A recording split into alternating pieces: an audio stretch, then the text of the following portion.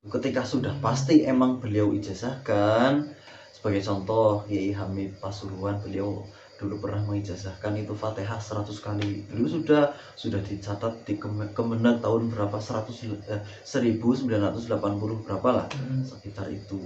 Itu ada di Facebook. Kalau emang bisa dipertanggungjawabkan misal seperti itu, ya diamalkan, bisa. Itu termasuk bagian torekot.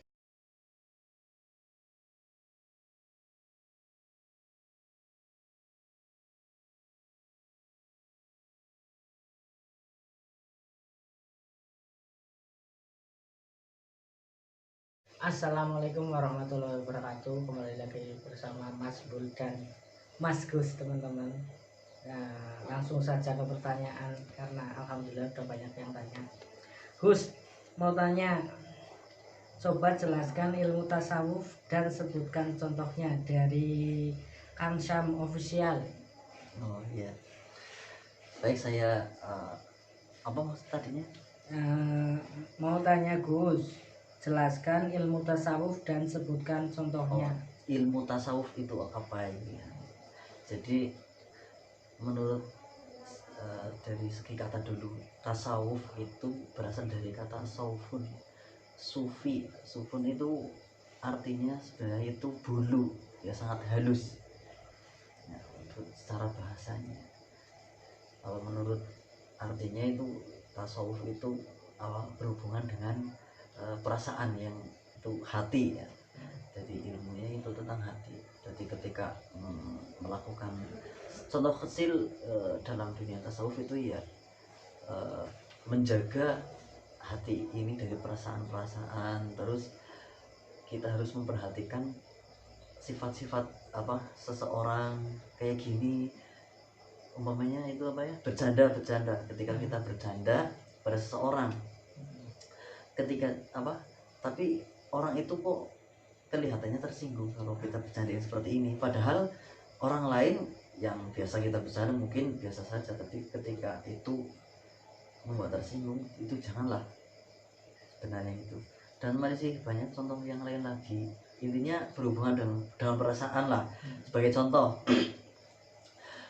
dulu ada namanya itu Syekh Hatim Al-Asom, namanya itu Hatim Al-Asom, padahal itu ulama besar. Hatim Al-Asom, Al-Asom itu artinya apa? Tuli. Iya, Al-Asom itu artinya tuli. Mengapa beliau dijuluki itu Al-Asom malah tuli kan ya? Itu alkisahnya, beliau itu punya toko, terus suatu hari ada pembeli datang, itu cewek cantik, banget. Nah, dilalah di depan toko pas mau tanya mau beli apa, si ceweknya itu kentut dengan suara yang keras banget. Wah, pokoknya kan itu hal yang apa ya, yang bagi wanita itu apa ya, jaga image-nya itu harus ya, harga dirinya itu harus dijaga banget, saking malunya. Nah, apa yang harus dilakukan Syekh Atib, yang dilakukan malah beliau langsung berbicara, gimana yang keras mbak, menurut bahasa sini, yang keras mbak, kurang keras. Beli apa mbak? Beli kitab. Kurang keras lagi, intinya. Oh, nah kan ceweknya jadi ngerasa, oh berarti ini sudah tuli ya. Alhamdulillah, berarti saya kentut keras tadi tidak mendengar. Nah, setelah kejadian itu oleh si cewek tadi, bukannya malah dihargai, malah diceritakan. Diceritakan pada orang-orang, Pak Hatim itu budek ya, Pak Hatim itu tuli, dan menyebar kemana-mana. Ya, jadinya saya Hatim Al-Asom ya, digelari Hatim sing budek. Jadi padahal dia budek beneran atau itu Mas? Bukan, itu cuma pura-pura saja, menjaga perasaan. Mbok apa itu, seorang perempuannya malu, ini menjaga perasaan luar itu biasa ya. Itu termasuk bagian dari ilmu tasawuf sendiri, dari segi akhlaknya gitu. Berarti itu lebih terasa gitu. Iya betul, intinya dari segi akhlak itu bisa kita mulai. Itu bagian dari akhlak yang diajarkan Rasulullah juga. Cuma intisarinya mungkin ketika hadis, kita membaca suatu hadis belum dipahami secara intisari, itu belum mencapai dari tingkatan ilmu tasawuf sendiri. Ya sebagai contoh, innamal a'malu binniyat. Ketika kita bisa memahami secara dalam, maka dalam pula makna innamal a'malu binniyat itu. Tapi ketika dimaknani secara tekstual saja, enggak secara dalam, ya yang penting niat gitu ya Gus. Iya betul, itu secara segi akhlak. Terus ketika tahapan-tahapan yang lain dari segi ibadah, ya, itu yang hablum minan nas, yang hablum minallah. Secara tasawuf itu kan ada tingkatan. Yang pertama harus dilakukan itu harus mempelajari syariat dulu. Syariat dulu itu yang paling utama. Tata cara ya berwudu yang benar, sholat yang benar, rukun wudu, syarat sholat, dan lain-lain sebagainya. Termasuk ya ada hukum waris, pokoknya ilmu fikih dasar ya, dasar hadis dan lain-lain itu harus sudah bisa syariat. Terus sudah bisa, terus syariat torekot, itu melakukan torekot itu apa? Bagian ya kita menjalankan suatu ibadah salik lah. Salik artinya kan bahasa Jawanya itu ngambah, bahasa Indonesia apa ya? Salik ngambah apa ya? Kunjungi gitu Gus. Bukan ya, salik ya memulai lah. Ya memulai itu. Memulai dari tahapan-tahapan torekot, kita melaksanakan ibadah dengan sungguh-sungguh. Itu torekot melalui jalan torekot yang bersanad lah. Torekot itu juga ada beberapa macam itu. Iya, torekot kan banyak sekali. Tidak harus torekot yang muktabarok ya, bukan yang torekot yang seperti. Jadi torekot bisa amalan-amalan, amalan apa saja. Yang intinya yang harus punya guru. Jangan kita baca, oh ini amalan ini. Bisa saja, karena kadang di Facebook itu ada share-sharean itu kan, dibikin pamflet iya, gambar-gambar kan, ada amalan apa.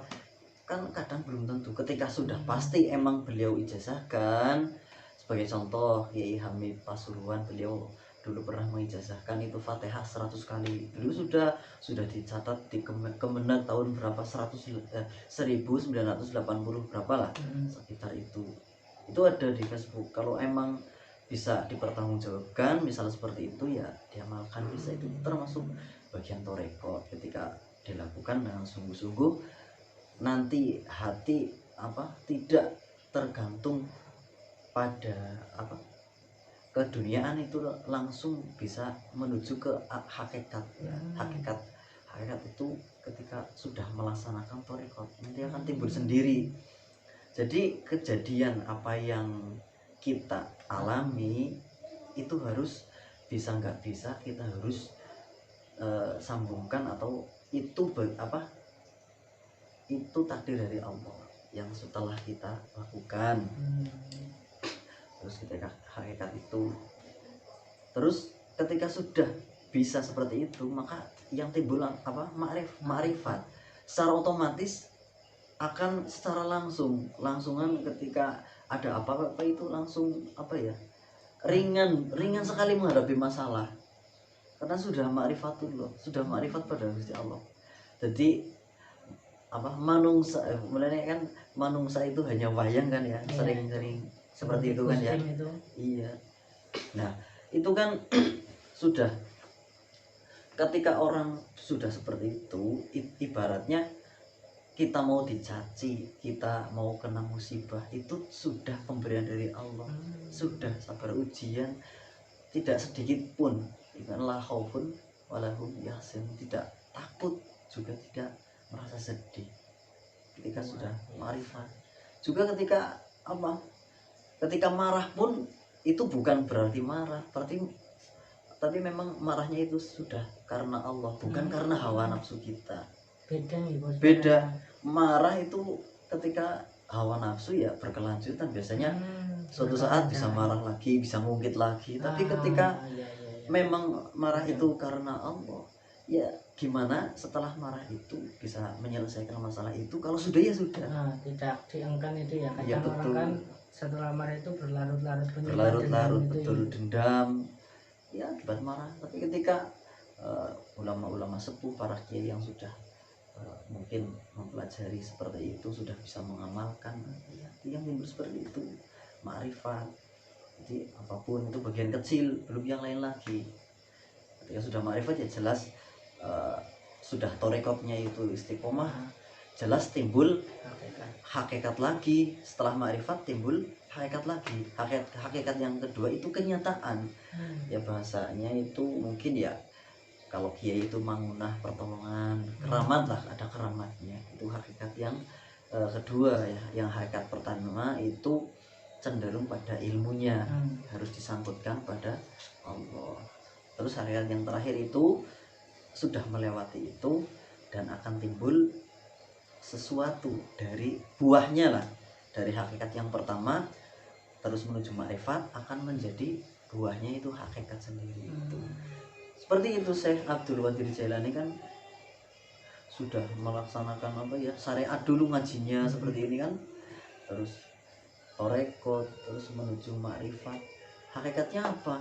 Beliau berjalan pun itu ya apa, tapak kakinya itu jadi emas kan ya. Luar biasa. Luar biasa.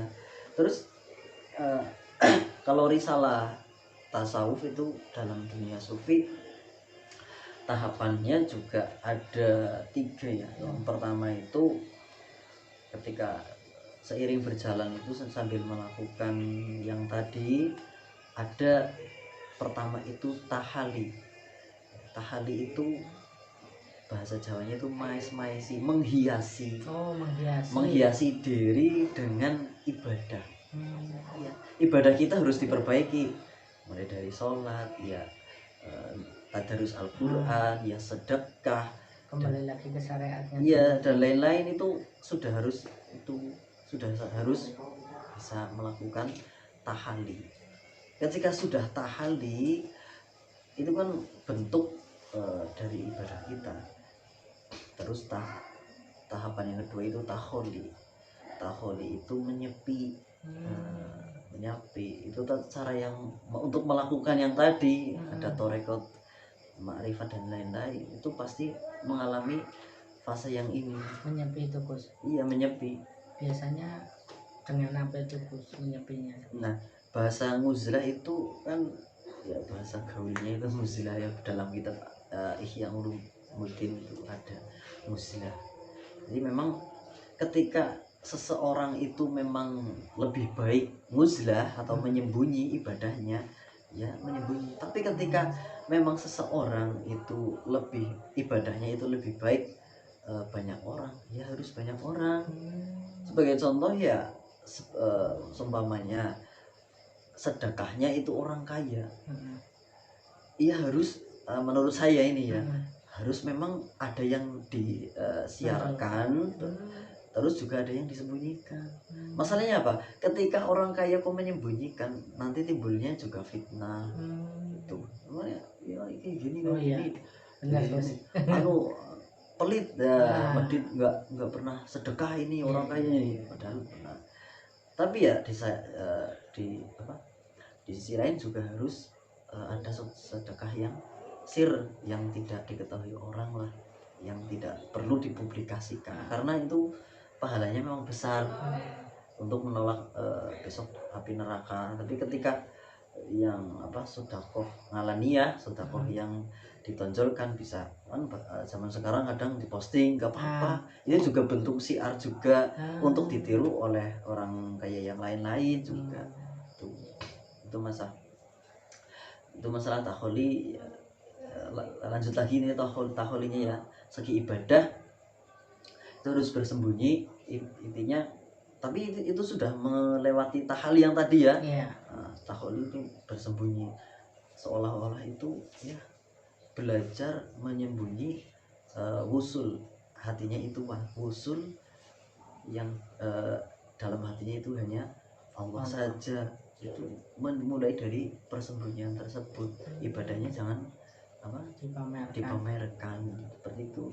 Kalau sudah takholi nanti bisa ya fase yang terakhir itu tajalli. Tajalli itu hanya Allah ya, atau ya sama saja itu makrifat, sudah makrifat itu tajalli, sama saja dengan yang tadi itu. Nah, tajalli intinya ya apapun itu sudah takdir dari Allah. Ketika kita marah pun itu bukan karena hawa nafsu kita. Coba kita lah, kita namanya ada masalah, kita marah, tapi kita mencoba marah yang karena Allah, mungkin belum bisa gitu. Belum bisa Gus. Kadang berlarut-larut sampai 3 hari sehingga itu ketemu orangnya lagi masih kerasa di hati gitu. Ya betul. Sakitnya itu. Sakitnya. Apalagi ketemu mantan. Nah. Luar biasa sakitnya Gus. Itu seperti itu ya. Terus udah ini Gus. Iya. Pertanyaan kedua ini, bagaimana cara menyembuhkan orang yang kesurupan? Ini pertanyaan anak. Titipan sebenarnya dari salah satu subscriber. Coba lo tanyain Mas Gus, soalnya saudara saya itu sering kesurupan. Oh iya. Jadi ya untuk kesurupan sendiri ya, kadang kan menurut psikologi juga ada kesurupan yang gara-gara itu trauma apa ya? Ada yang trauma ketakutan lalu teriak-teriak itu kan.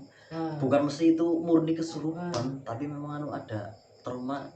Terus ya mungkin seperti namanya terbawa suasana mana yang lain pada kesurupan itu teriak-teriak, padahal itu bukan kesurupan. Itu bisa jadi depresi gitu ya. Iya termasuk kayak depresi seperti itu. Itu bisa jadi mengakibatkan efek kecemasan. Nah betul, kesurupan seolah padahal belum tentu kesurupan itu. Iya, itu yang jawaban yang pertama ya. Ini bahas yang bukan. Terus ketika yang kesurupan itu bisa tetap terjadi karena apa? Yang namanya jin, setan itu sudah bisa jadi majrud dam, itu mengalir di aliran darah pasti. Nah, ketika menghadapi orang yang kesurupan, jangan langsung ditangani kalau belum bisa, kan masih teriak-teriak kadang tenangkan dulu. Ya intinya kita bilangin sama yang gimana lah, kita tenangkan, beri salam atau gimana. Ketika tenang terus ya kalau bisa itu jangan di tempat itu, pindah dulu sebentar ya. Yang namanya jin, setan itu kan terbuat dari api kan ya. Ya kalau bisa pakai air, dibacain doa lah, ayat kursi atau Fatihah, surat-surat yang bisa ada Al-Ikhlas, Falak, Binas itu bisa. Sudah ketika belum sembuh itu bisa jadi kayak gini, karena ketika kamu mengobati orang yang kesurupan tapi kamu jarang membaca surat itu, bisa jadi itu tidak manjur karena ibarat senjata. Kamu punya senjata tapi tidak diasah seperti itu.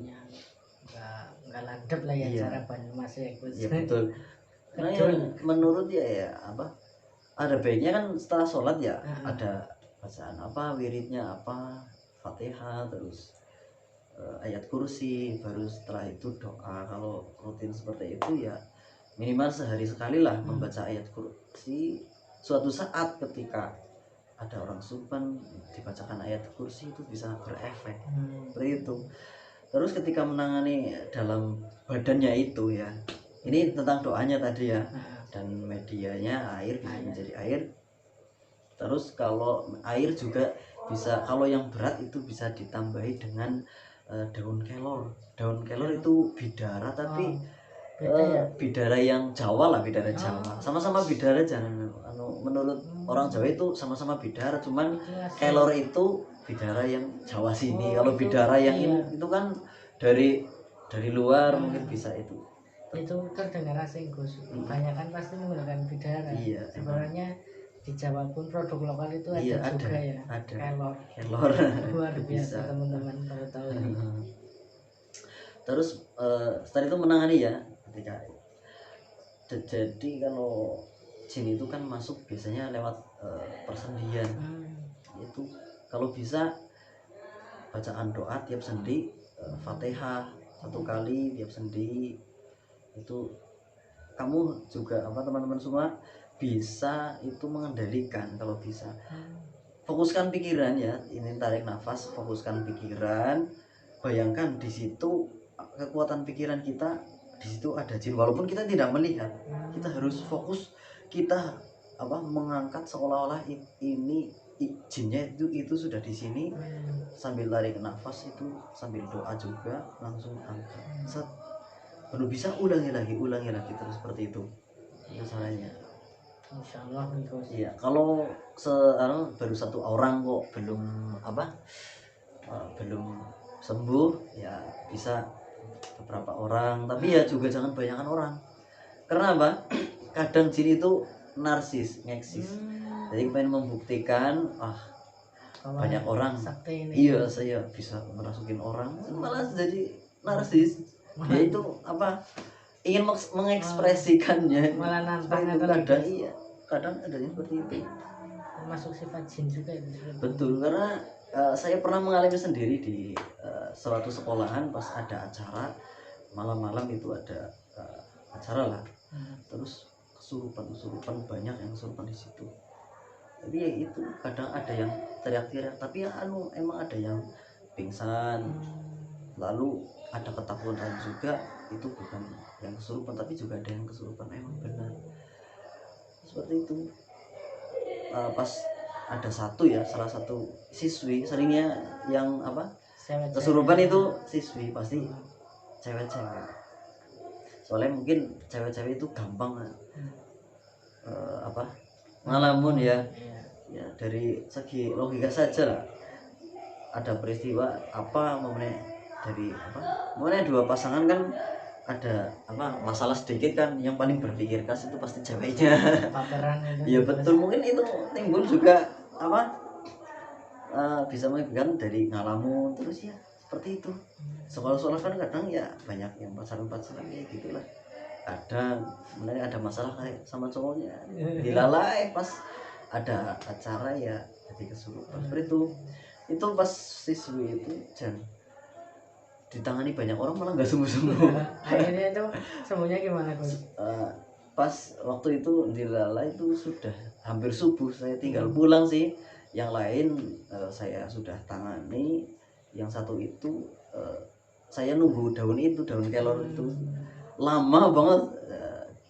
Ya gandeng saya ada acara lain lagi, saya masih di pondok, ya harus pulang saya.